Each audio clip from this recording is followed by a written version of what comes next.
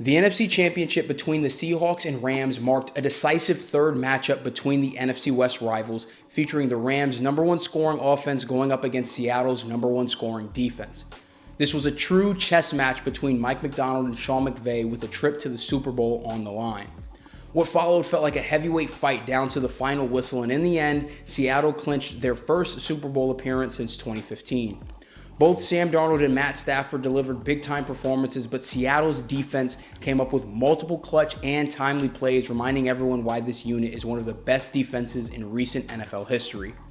In this film breakdown, we're diving into Seattle's defense in this one, from the scheme and the individual performances that led the Seahawks to punch their ticket to Super Bowl 60 in front of all the 12s there in Seattle. If you enjoy detailed film breakdowns like this, make sure to like the video and subscribe to the channel, as I'll be dropping more in-depth analysis and NFL draft scouting reports soon. Now, let's roll the tape.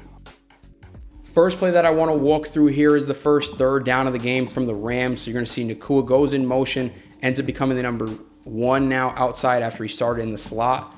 Want to walk through from a coverage perspective. This is cover 1 Robert from Seattle, so you're getting those man-to-man matchups across the board. This linebacker is going to be matched up to the running back instead of these two safeties dropping out to play deep halves and keeping everything kind of contained over the top. This safety, who's already creeping down, as you can see, he's going to drop down in the middle and play that robber or rat zone, as it's called, in some defensive coverages, while this safety then rotates over to the middle and plays a deep zone there. But I want to highlight this one-on-one matchup, Reek Woolen on Puka Nacua. I think it's really well done from a technical perspective, given the 3rd and 3 down and distance there. So on the snap of the ball, you're going to see jams Nacua to the outside so he can give himself the inside leverage, understanding that this is probably going to be something quick hitting, given the down and distance. Nacua ends up running a dig, physical at the top of the route, plays through his hands, ends up getting a big PBU there, again, forcing the 3 and out on the very first drive of the game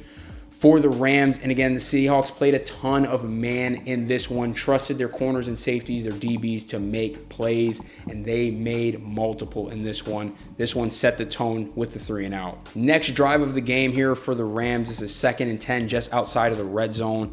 This front 4 for Seattle did a phenomenal job all game. Relentless effort, no matter what combination of guys were in there. On this one in particular, you have a half slide here from this Rams O-line. So you're getting these 3 sliding away, while these 2 are going to pretty much be manned up one-on-one on this side of the ball. And Byron Murphy here does a phenomenal job defeating a double team block here. So on the snap of the ball, you're going to see he engages with the center guard, kind of gives a hand, ends up going away. Not 100% sure why, you already got the chip there on the edge. Nonetheless, Byron Murphy just runs the center right into Stafford, ends up getting a hit on him, forces an errant throw there by Stafford. Also want to highlight on this one, Leonard Williams with a nasty pass rush here. If I can get the marker off the screen. Here we go. So if I run it back a little bit, you have Leonard Williams lined up on the opposite defensive tackle spot here. So on the snap of the ball, you're going to see engages the guard. Then he's going to move to the inside. This is very intentional. So he's looking to set the guard up. So if I run it one more frame, now the guard shuffles his feet across to prepare for the inside rush. Leonard Williams then is going in the opposite direction, swims across, over the top of the guard here. Tries to get some pressure there again. Both guys, the D tackle and the D end, end up getting home anyway, force the errant throw. But just a nasty move there from Leonard Williams. Shows how proficient every single rusher on this defensive line is at getting after the quarterback for Seattle. Now into the second quarter here. This is phenomenal gap sound defense from Seattle. So the Rams under center, you're going to see Puka comes in motion into the box. The Rams are running duo. So again, on duo, and why it's named that, you're looking to get these double team blocks. You have center guard here up to the linebacker, guard, tackle, double teaming up to number 13, the other linebacker. And Puka's folding in to look to sift up to the second level. You've got 2 one-on-one blocks. You kind of see where the holes are going to try to hit as Kyron presses it to the front side. So what works so well in this play in particular, this defensive tackle does a great job of getting skinny, not allowing himself to be double teamed. So if I run it for a bit here, you're going to see he actually turns his body, actually brings the guard down with him as he turns, which doesn't allow 71 to get a free climb up to the second level, which is Ernest Jones there. He then is able to scrape across into the gap that Kyron is looking to get to. So you see he is able to press him outside, which means Kyron then has to try to bounce his outside even further. Nick Emmanwori playing with great leverage, has his outside shoulder free as Kyron is looking to get down the line of scrimmage, sheds off his block, wraps up his ankles, and that is a rookie safety making a big-time play for no gain, and that is no gain, and that is just one of many plays he made in this NFC Championship game. On the very next play, Emmanwori, yet again, this time matched up in the slot against future Hall of Famer Davante Adams, still playing at a very high level. You're getting that same one robber look here where the safety is dropping into the middle to play that zone, but you have man-to-man across the board. And again, for a guy like Emmanwori to be a rookie and be this comfortable in coverage against a guy like Davante Adams is rare. Gets hands-on, gets into phase, plays through the hands, gets the PBU on 2nd and 10. Again, just phenomenal stuff to have a rookie playing this effective, again, in such a high-pressure game as was the NFC Championship game yesterday. So really, really wanted to give props to Emmanwori, not just on this drive, but for his play throughout this entire game. To finish out this drive, the Seahawks got the Rams into 3rd and long. They earned the right to rush the passer. They're going to dial up a twist here, so you're getting, an ET stunt, so you're getting the edge wrapping around as the tackle shoots outside to try to get him a free rush up the middle. The Seahawks are running an interesting type of cover too. So while everyone here is going to be running traditional zone drops, so you have those two deep halves, flat defender, hook curl, and he's going to be that Tampa 2 zone where he's going to turn to play the passing strength and patrol anything over the middle and carry something vertical if it presses at him.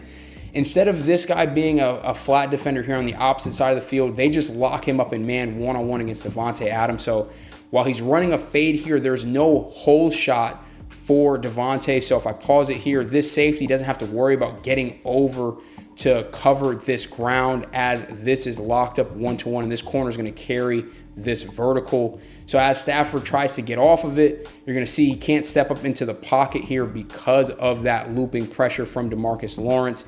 Stafford, older guy, not as mobile, tries to get away, cannot. DeMarcus Lawrence with the strip sack, again, earned the right to rush the passer, followed through for it, held the Rams to 3 on this drive in the second quarter. Now late into the second quarter, this is 2nd and 5 here. Rams are in 2-minute drills, a little bit over a minute left in the first half of the game. Nick Emmanwori yet again matched up one-on-one in the slot, this time against Puka Nacua. And this is just phenomenal instincts and athleticism. Drives on the football, gets another big PBU against one of the Rams' best receivers, the Rams' best receiver, one of the best receivers in the NFL in Puka. And again, I want to just walk through from a technical perspective. You can see as soon as Puka puts that foot in the ground to break to the out on this route, again, they're running kind of like a bench concept, so they're looking to high-low the defense there. Emmanwori matches and puts his foot in the ground and drives aggressively, instinctually at the football. You see, gets his hands up, breaks the pass up. Even though the pass is honestly kind of right up on Puka's face mask, there's nothing you can really do when defender is playing as fast and instinctual as Emmanwori is here. Another fantastic play from the rookie. And on the very next play, 3rd and 5, looking to force a punt. You're getting that same cover 2 look where you're actually manning up the backside one-on-one against Davante Adams. You have Emmanwori, who's looking like he's showing blitz on the snap of the ball, bails out, plays that hook curl zone, but feels the running back here getting out on this out route. Again, just looking to pick up the first down. That's where Stafford ends up going with the football, and you get another big PBU from Emmanwori. I mean, this guy is playing out of control for any type of player in the NFL, but to be doing this in your rookie year at such a high level, really, really special stuff from Nick Emmanwori. Now, this is one of the biggest plays of the game. This was 3rd and 12. For those of you that were watching, this ended up being negated essentially from a taunting penalty here by Reek Woolen, but it was absolutely fantastic coverage from him. He's lined up in the slot here against Nacua. Again, so much man coverage from Seattle, and just look at the way that he trails Nacua the entire route. I mean, this is blanketed coverage, nearly gets an interception. Again, gets the taunting penalty, which negates it, but just want to highlight, look at how sticky the Seahawks coverage here is against the Rams. I'm going to pause it here right at the top. I mean, every single person, and granted, it is only essentially a 3-route concept with a chip and a check down here from the tight end, but everything is blanketed across the field. And this is maybe the best, two receiver duo in the NFL with Puka and Devontae Adams. So imagine what this Seattle Seahawks secondary is going to be able to do in man coverage against a weaker receiver room in New England in the Super Bowl. I think it is going to be very scary for the Patriots because of how ridiculously well this DB room is playing right now. So next play here, you have the 2nd and 4 Rams under center, heavy personnel. They're going to be running a trap play concept, essentially, where they're going to leave this defensive tackle unblocked. You have this fullback here who's going to look to kick him out, and you're going to use that to get extra bodies here to the front side of the play. I think it's a great play design. I think it asks a lot of this tight end. They're doing a fold technique, so he is actually responsible for getting all the way up to 48 here while a tackle loops around and seals off DeMarcus Lawrence here off the edge. And 48 is who ends up making the play, because this is a ton of space for this guy to try to cover, but still have to give a ton of credit here to the inside linebacker who shoots the gap, sees the pull, there from the fullback coming across the formation, is able to insert into the gap before the tight end can get on him. And even though this is trying to hit front side with Kyron here pressing that gap, he's able to get to his ankles, ends up getting him down for no gain, sets up 3rd and 4 now for the Rams offense. Now on 3rd down, the Seahawks once again going with that one robber look. So Puka goes in motion, but again, you're getting man-to-man across the board here. This time, instead of it coming from a split safety look, this linebacker here, again, since he's going to be matched up here with the running back, this linebacker is going to be patrolling the middle while you have this safety over the top, and he's going to press over towards Puka. Very smart. Makes sense to do, not only because it's the passing shrink, but just because he's such a dynamic receiver. You see him show there for the tight end. Now he kind of drops underneath, understanding that this defender can play outside, knowing that he has that inside help. Surprised Stafford doesn't go to Adams here on the quick out. Might not get the first down, but I think that's probably where the ball could go. Other than that, though, looks it off. There's really nothing else there for the Rams. He tries to scramble around, get it to the corner of the end zone there. Another big PBU. That time it's Devin Witherspoon ends up getting that pass breakup there on the corner of the end zone. So just very sticky man coverage, sound coverage from the Seahawks all game. They were beat a couple of times. That's going to happen with an offense as explosive as the Rams are. But when they needed to in this one, they stepped up, and that leads to a big, critical 4th down with a chance to go to the Super Bowl essentially on the line. Last play here, it's 4th and 4 from the 6. Seattle, if they're able to get the ball back, has a good chance to run most of the clock out and potentially get a score to end the game. So Seattle defense wanting to get off the field here. They didn't do this a ton in this one, but they mug up the line of scrimmage here. So they show a lot of bodies, not knowing if you're Stafford, you have to decipher who's coming, who's going. This is once again still man coverage essentially across the board. They end up dropping out into it. So on the snap of the ball here, I'm going to pause it here. You see this defensive end takes a couple steps, ends up dropping to cover the middle of the field here.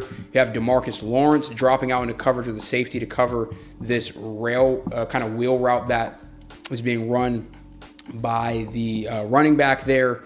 And then you've got trips there to the bottom of the screen. It's really well covered across the board there from Seattle. Again, you still have that extra defender here to kind of play that zone while these three are all in man-to-man coverage across the board here.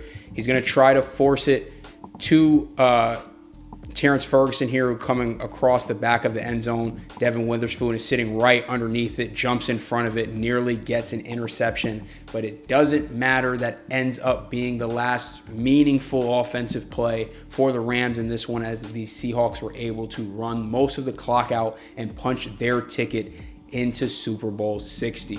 That is going to do it for this film breakdown. Again, it wasn't the most dominant performance, and I don't think anybody was expecting it to be from this Seattle defense, where they were going to shut out the Rams offense. That offense is just too dynamic and explosive. But again, it's the timely plays that they made throughout the game, the trust that they put in those defensive backs in that front four to be able to get pressure without having to consistently blitz Matthew Stafford. And these guys just played gap sound technical football. It felt like they were all on a string for one another at times, and that's why they've been so dominant throughout the year. And again, I said it earlier, but if they were able to find this many big pass breakups and were able to play this sticky man coverage against this Rams offense and that wide receiver room, I think the Patriots have a lot to be worried about heading into the Super Bowl. But go ahead and drop a comment. Let me know what you think about what that matchup is going to look like, that Seattle defense going against that New England offense. Do you think they're going to be able to just lock down that Patriots receiver room like I do? Or do you think that there's going to have additional wrinkles there for the Patriots offense and that guys like Diggs and Booty are going to be able to step up and make plays for New England? As always, I appreciate you for tuning in, and I'm out.